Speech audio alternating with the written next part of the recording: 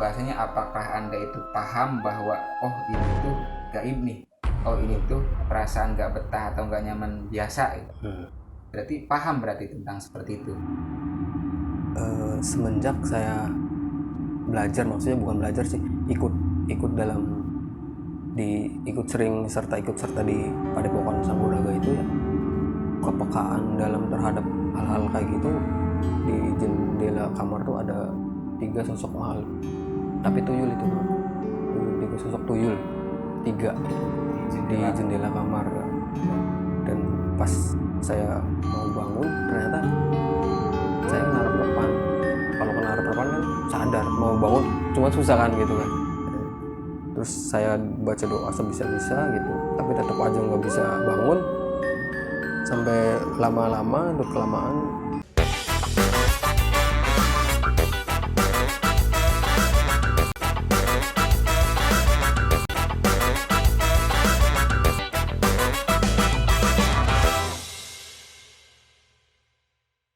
Bismillahirrahmanirrahim. Assalamualaikum warahmatullahi wabarakatuh. Waalaikumsalam warahmatullahi wabarakatuh. Kembali lagi di acara ngobrol perkara horor. Sahabat MTKP Channel dimanapun sahabat berada, alhamdulillah kita dapat bertemu kembali di acara yakni ngobrol perkara horor. Mudah-mudahan kita semua selalu dalam keadaan sehat dan semua hajatnya selalu dilancarkan oleh Allah Subhanahu wa taala. Amin. Dan mudah-mudahan juga guru-guru kita semua, baik dari sini, dari Padepokan Sangkuraga Karawang dan juga dari Padepokan Sangkuraga Kuningan, mudah-mudahan beliau semua dan seluruh murid-muridnya selalu ada dalam kesehatan dan selalu diberikan kelancaran oleh Allah Subhanahu wa taala. Baik, dalam kesempatan kali ini, dalam perbincangan kali ini, kami telah mendatangkan salah satu narasumber yang masih dari sahabat kita sendiri. Dan kenapa kami undang? Karena sering mendengarkan bahwa katanya beliau ini sering merasakan hal-hal aneh atau hal-hal gaib ketika ada di suatu tempat yang baru. Ketika berkunjung di tempat yang baru, selalu ada sesuatu yang tidak wajar. Nah, untuk lebih jelasnya, kita tanyakan saja langsung ke orangnya. Selamat malam, Kang Ogeng. Selamat malam, Kang.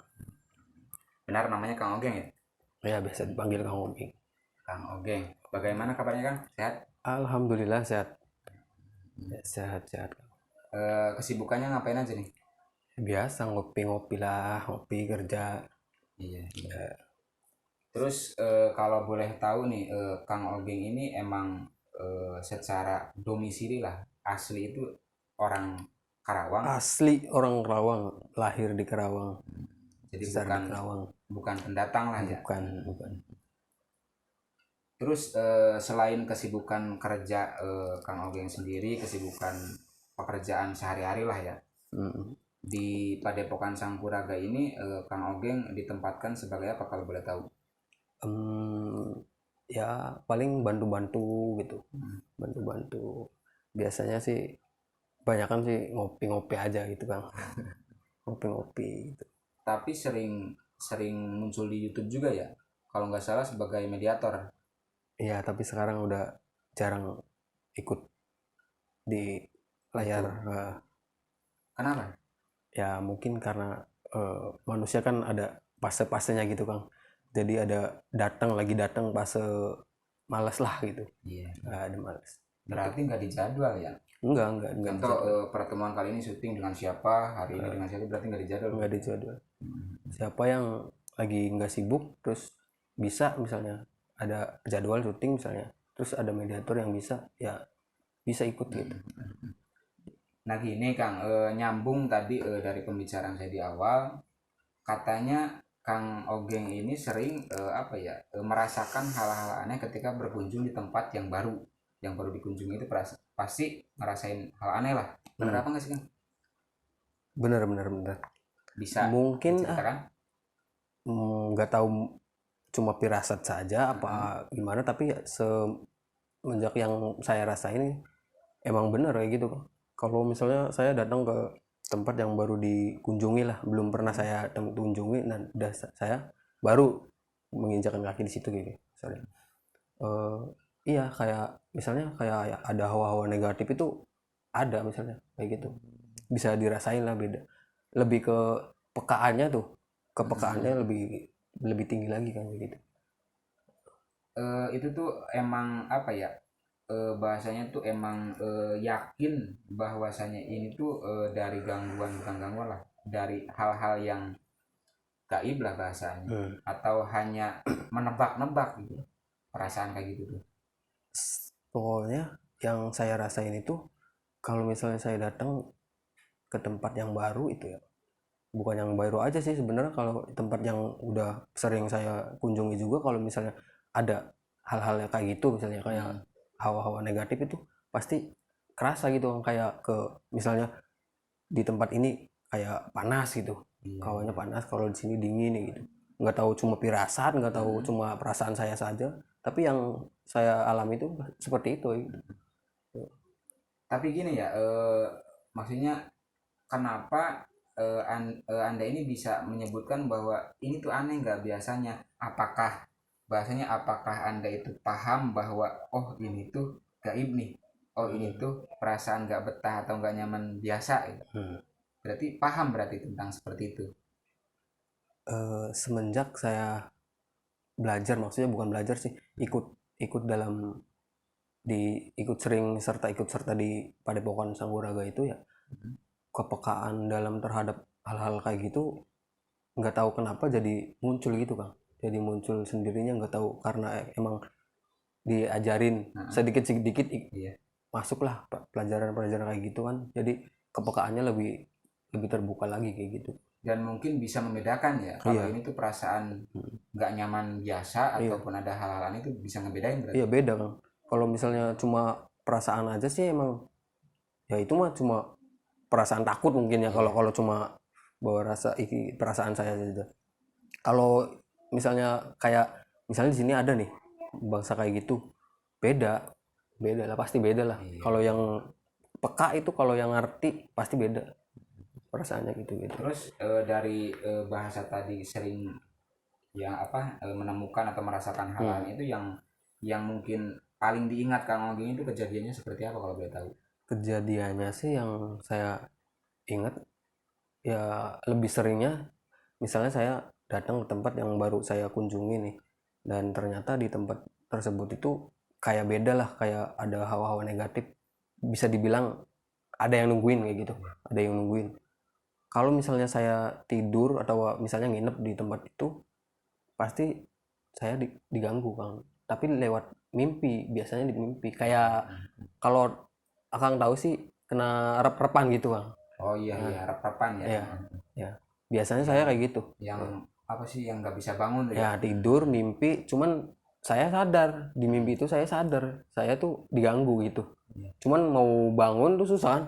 Kalau yang udah ngerasain kena rep-repan pasti paham lah, Paham, pasti ya. gimana rasanya. Terus itu maksudnya kan biasanya ya kalau rep-repan itu kadang ada yang ingat gitu mimpinya kayak gimana, digangguin apa. Itu kalau Kang Ogeng sendiri mimpi apa atau emang? Ya jelas jelas ingat, kalau kalau kena rep-repan itu kan biasanya kita dalam hati mah kan sadar gitu, tahu bahwa itu kena rep-repan.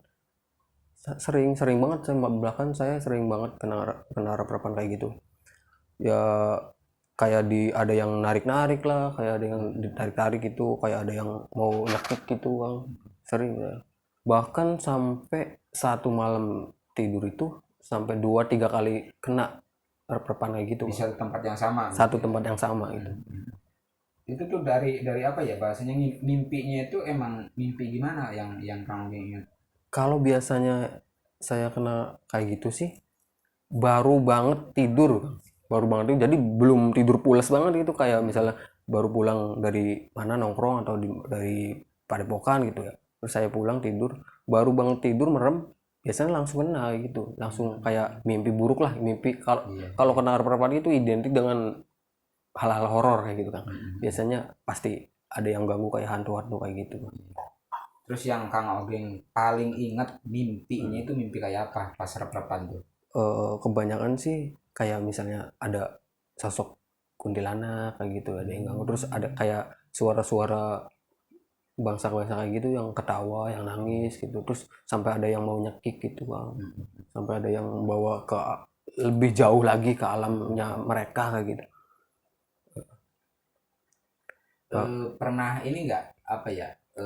Mungkin pernah mengkonsultasikan bahwa apa sih namanya rep-repan ini hasil dari apa atau akibat apa gitu. Nah, saya pernah nanya ke Kang Ustadz Yasin gitu ya, bahwa kalau dalam hal medis mah mungkin itu ada yang kayak kram atau gimana ya, Iya. darahnya beku apa gimana, tapi kalau dalam hal gaib mah itu ada gangguan dari makhluk tidak kasat mata kayak gitu kan ya. Saya pernah nanya sama Kang Ustadz Yasin tuh kayak gitu ya, mungkin itu ada yang ganggu gitu, yang penting kalau mau tidur baca doa gitu.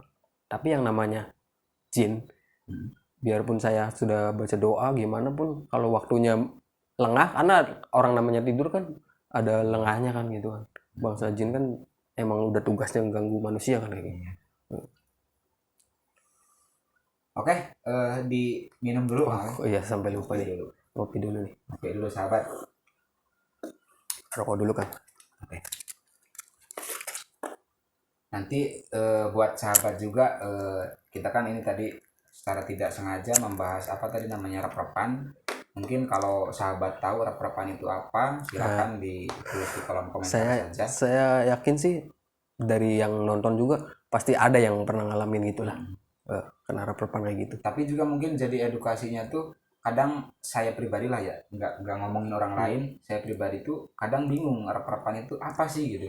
Dari apa? Apakah emang tubuh kita sakit atau emang gangguan seperti itu? Ya mungkin sahabat yang lebih paham silahkan bisa di komen lah. Ya buat bisa. Saya pribadi lah, saya pengen tahu juga. Mungkin saya juga penasaran karena saya dulu gitu Kang, sering banget, sering hampir tiap malam saya bahkan kena rep-repan. Tapi semenjak saya ikut sama Kang Ustadz Yasin gitu kan, ikut di Padepokan lah, sering menghabiskan waktu di Padepokan, ya alhamdulillah. Kalau sekarang sih hampir nggak pernah. Cuman yang terakhir itu pernah kena rep-repan itu pas malam apa itu, tapi udah lama juga, tapi udah ada Padepokan gitu. Mimpinya tuh baru tidur saya mimpi di jendela kamar tuh ada 3 sosok makhluk, tapi tuyul itu Kang, 3 sosok tuyul, 3 itu di jendela kamar ya. Dan pas saya mau bangun ternyata saya kena rep-repan. Kalau kena rep-repan kan sadar, mau bangun cuma susah kan gitu kan. Terus saya baca doa sebisa-bisa gitu, tapi tetap aja nggak bisa bangun. Sampai lama-lama tuh kelamaan di luar jendela itu saya dengar suara orang, dan saya hafal banget itu suaranya Kang Ustadz Yasin Bang. Pas Kang Ustadz Yasin tuh bilang kayak gini, yang saya ingat tuh, jangan di situ, ngapain di situ, sama sosok tuyul itu yang 3, jangan di situ, jangan ganggu dia, sana pergi gitu. Nah terus saya kebangun, wah ternyata kena rep-repan gitu kan. Gitu. Mimpi ya, rep-repan itu kadang nyambung ke mimpi, tapi yang nggak tahu lah ya, saya juga nggak paham lah, entah itu mimpi apa hubungannya, atau ada hubungan atau tidak, ini nggak tahu lah, wallahu alam lah. Yang terpenting kita mungkin kewajibannya hanya ketika mau tidur khususnya ya berdoa dulu. Nah, minta perlindungan kepada Allah. Jangan kemana-mana, tetap di ngobrol perkara horor. Kang Ogeng, dari kejadian-kejadian yang Kang Ogeng alamin tadi kan pertama rep-repan, nah kemudian mungkin ada lagi atau enggak nih? Sebenarnya kalau diceritain masalah horor gitu ya banyak sih Kang. Ada salah satu kejadian yang sampai sekarang masih saya ingat, itu saya pernah punya batu mustika kayak batu akik gitu kan, bentuknya kayak batu permata buat cincin gitu kan, kayak batu akik. Kalau yang biasa nonton MTKP channel dari awal mungkin tahu kalau MTKP dulu konten-kontennya itu masih narik benda-benda pusaka gitu kan. Penarikan pusaka lah ya. Benda-benda pusaka. Nah pas itu ada apa ya? Ada lagi bikin konten itu penarikan benda pusaka yang di rumahnya salah satu rumahnya orang lah gitu ya. Penarikan di rumahnya orang, pembersihan gitu. Pas kejadian itu dapat apa ya, batu mustika itu kayak apa ya, ada yang hitam ada yang kayak pancawarna itu, kalau nggak salah dapat 3 kalau nggak salah. Nah sebenarnya apa ya, oh ya bisa dibilang kayak bentuknya kayak udah kayak batu cincin gitu kan. Nah, cuman nggak ada itunya, nggak ada cincinnya. Nah karena saya orangnya penasaran, saya bilang sama yang biasa megang, kalau misalnya dapat penarikan ada ya salah satu yang megang dari teman kita kan, yang ngumpulin itu dia. Kadang biasa dibuang lagi, bisa ada yang dipegang. Nah pas dipegang tuh saya penasaran, minta satu Kang, bukan minta sih sebenarnya, saya coba kayaknya ini bagus nih, boleh saya pinjem nggak gitu. Udah sok bawa aja tuh. Pas dibawa itu yang pancawarna Kang. Pas udah saya bawa, udah taruh di rumah gitu, terus dalam hati tiba-tiba tuh kepikiran, penasaran tapi nggak saya ucapin di temen gitu, nggak saya ucapin ke orang-orang bahwa saya mau tahu dalam batu ini apa yang nungguin gitu. Penasaran isi hodamnya, kalau bisa dikatakan itu hodamnya apa gitu. Nah, cuma saya ucapin dalam hati itu kayak gitu. Dan terus selang beberapa hari itu ya, saya sama teman-teman ada bertiga tuh main PS Kang. Main PS kalau nggak salah itu malam Sabtu loh. Masih ingat saya malam Sabtu kan. Padahal saya ngomong kayak gitu dalam hati itu ya, penasaran yang itu dalam batu ini apa itu udah lama, ada semingguan lah ada. Nah pas saya habis pulang main PS tuh sekitar jam 1 Kang. Sekitar jam 1 terus pulang biasa kan kalau tidur saya selalu dimatiin lampunya ya. Dan batu itu tepat ada di meja di kamar di tempat tidur. Nah, nggak jauh berarti nyimpennya? nggak jauh karena emang mejanya itu di depan di atas kepala saya pas tidur itu kayak gitu. Dan terus saya baru tidur itu, pas banget baru merem. Nah pas udah dimatiin lampunya, terus kayak saya ngeliat kayak ada, itu nggak tidur sih sebenarnya, ngeliat kayak ada cahaya merah kan, kayak ini kayaknya rokok nyala tuh, tapi jauh dari batu itu. Nah tapi jauh, bayangan saya itu jauh tapi gelap, dan saya tuh dibawa kayak di alam gelap, pokoknya gelap, nggak ada cahaya lain selain kayak itu nyalanya rokok. Kayak puntung rokok gitu. Terus saya liatin, pas lama makin lama tuh keluar asap Kang, dari cahaya itu keluar asap. Asap makin gede, terus saya liatin terus, lama-lama jadi sosok putih di hadapan muka gitu kan. Sosok apa? Sosok kayak pocong gitu. Ya. Terus yang kamu lakukan apa? Kaget langsung bangun, astagfirullah gitu kan, langsung waduh kayaknya ini nih yang di balik batu itu.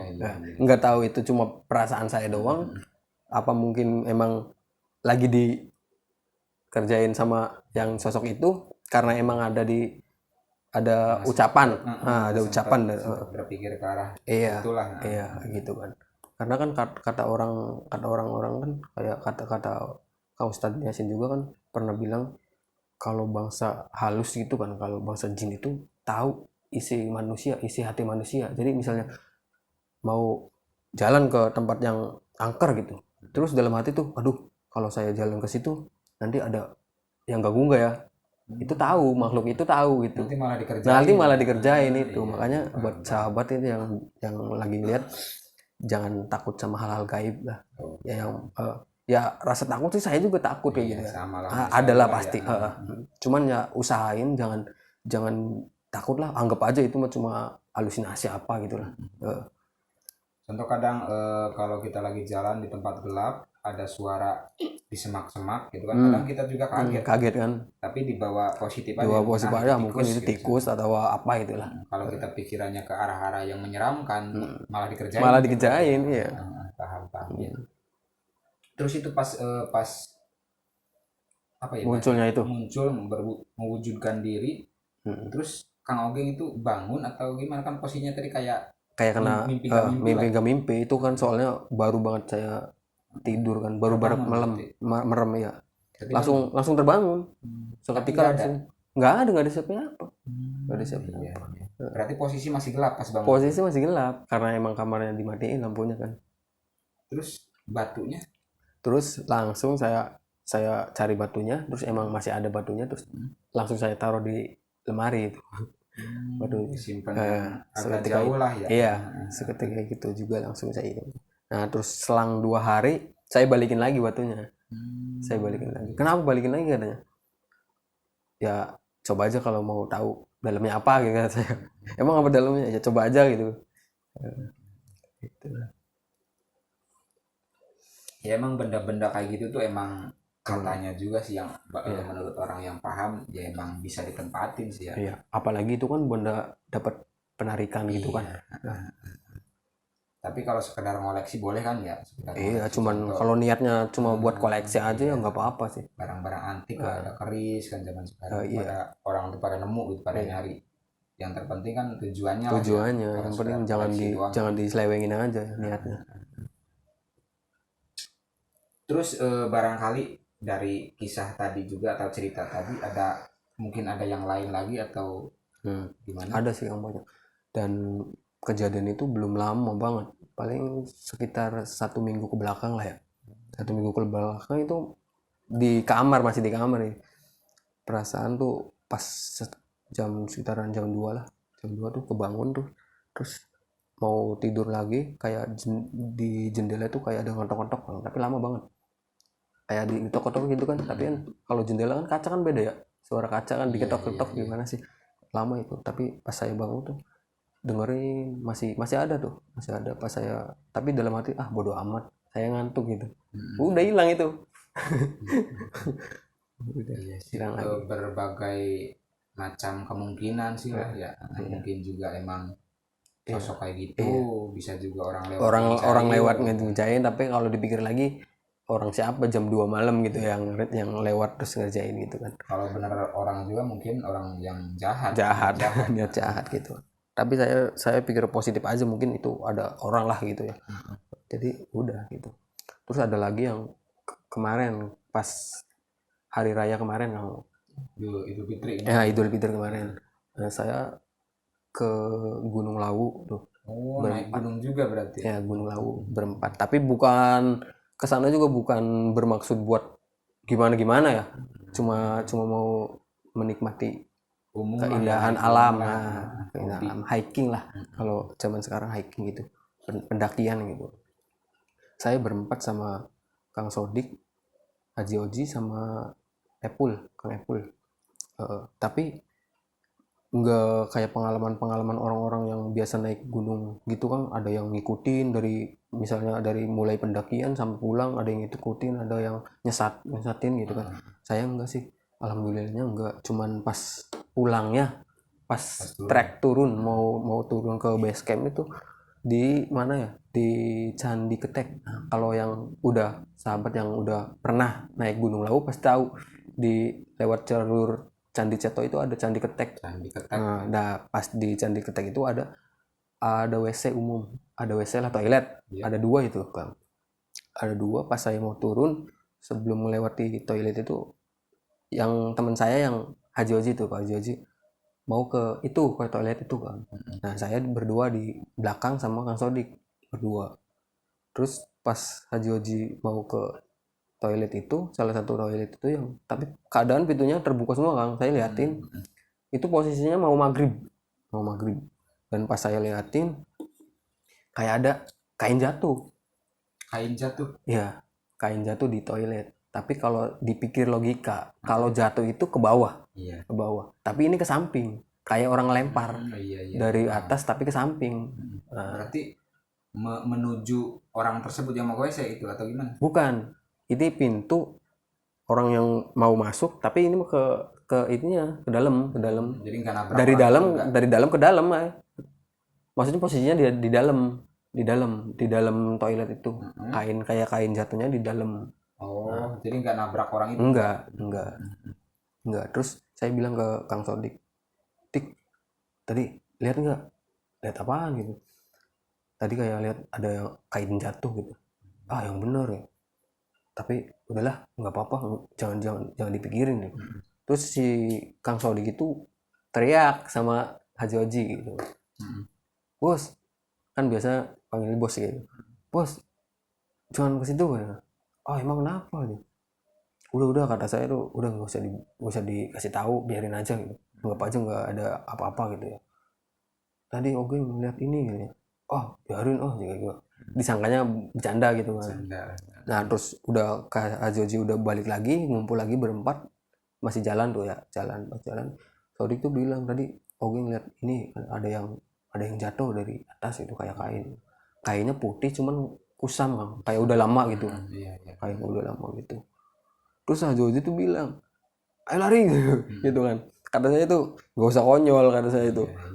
Ntar dikejar kayak gitu enggak gitu ya, jatuh mana kan malah celaka gitu kan, apalagi kan jalurnya turun gitu kan. Jalurnya tuh pas turun banget itu di Candi Ketek itu, pas mau ke pos pendaftaran. Pas sampai base camp itu kita pas maghrib tuh sampai base camp. Sebenarnya sih pas di puncak Lawu juga saya ngerasain ada beda lah, kayak hawa-hawa negatifnya itu lebih kental banget pas kalau yang tahu itu di Hargo Dalam itu kayak ada petilasan kan di atas itu udah di puncak, tapi belum di Hargo Dumilanya, belum di puncaknya, masih di Hargo Dalam itu ada petilasan. Kalau yang katanya sih petilasan Mbah Lawu, nggak tahu sih siapa itu, saya juga nggak ngikutin sejarah itu kan, nggak update lah itu. Cuma ada petilasan di situ, saya penasaran, saya copot sepatu karena emang dijaga kesuciannya mungkin ya. Ada yang nungguin juga, ada kuncinya juga. Saya masuk, izin sama kuncinya, saya mau lihat ke atas gitu, mau masuk. Nggak apa-apa, silakan. Saya masuk ambil gambar, terus tiba-tiba pusing bang. Tiba-tiba tuh kepala pusing, kayak berat gitulah. Kayak berat, kayak ada yang nindih gitu kan. Berat pokoknya, berat, panas, hawanya panas. Terus langsung saya astagfirullah gitu, doa-doa yang saya bisa aja gitu. Terus langsung turun lagi tuh. Karena udah kerasa beda lah hawanya. Ya karena mungkin Kang Ogeng kan kepekaannya beda lah, beda sama orang lain, jadi ngerasain aja berarti ya. Tapi nggak terjadi apa-apa. Nggak terjadi apa-apa sih emang. Karena saya juga niatnya kan nggak mau niat yang macam-macam kan, cuma di situ mau ke situ juga. Alhamdulillah sih tawasulan sebentar sih, kirim arwah juga sebentar. Ya buat sahabat juga nih ya, yang mungkin bisa saya ambil sedikit pelajarannya tuh, intinya berdoa lah. Kalau mau kemana-mana tetap ingat kepada Allah, zikir kepada Allah, jangan lupa doa juga. Ya meminta keselamatan. Diselamatkan atau tidaknya kan itu hak Allah. Iya benar. Yang terpenting kita sudah meminta kepada Allah. Terus barangkali masih ada lagi sebelum kita tutup. Kalau diceritain sih mungkin terlalu banyak durasinya kan. Durasinya ya. Mungkin nanti next kalau ada kesempatan lagi bisa kita ceritain lagi. Siap. Berarti mungkin atau udah ditutup aja Kang? Mungkin cukup. Masih pengen cerita lagi yang lain? Yang penting gitu pesan ini mah bukan pesan sih, saya juga dari guru kita juga ya.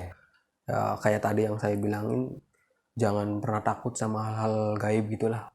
Jangan takut sama hal gaib itu, karena yang penting kita doa, yang penting selamat gitu, jangan ganggu sama lain gitulah. Karena emang makhluk gaib itu sebenarnya ada, berdampingan lah. Kita hidup berdampingan ya. Cuman nggak kelihatan aja sama mata-mata kita. Yang penting hati-hati, terus jangan pernah takut sama hal gaib, karena itulah hati kita maksudnya gitu. Kalau hati kita merasa takut sama hal gaib itu, malah lebih dikerjain lah, malah lebih mau menonjolkan wujudnya, memunculkan seperti aja. Oke. Untuk kesimpulannya mungkin kita bisa tarik. Yang pertama apa sih,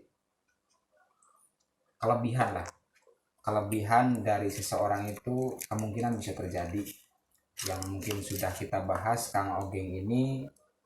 Secara tidak langsung saya dapat memahami bahwa beliau sedikit memiliki kelebihan dari orang lain dari segi kepekaan, dan kepekaan itu sendiri bukan perasaan Kang Ogengnya, tapi emang dari sudah paham bahwa ini tuh apa. Nah itu bisa dipelajari berarti. Iya. Bisa dipelajari, dan mungkin banyak orang juga yang dengan sendirinya udah bisa dari lahir, namanya mungkin bisa maduni lah, kalau bahasa di hal-hal kayak gini tuh indigo ya, bisa disebut indigo juga, karena indigo itu tidak hanya bisa melihat tapi juga bisa merasakan. merasakan.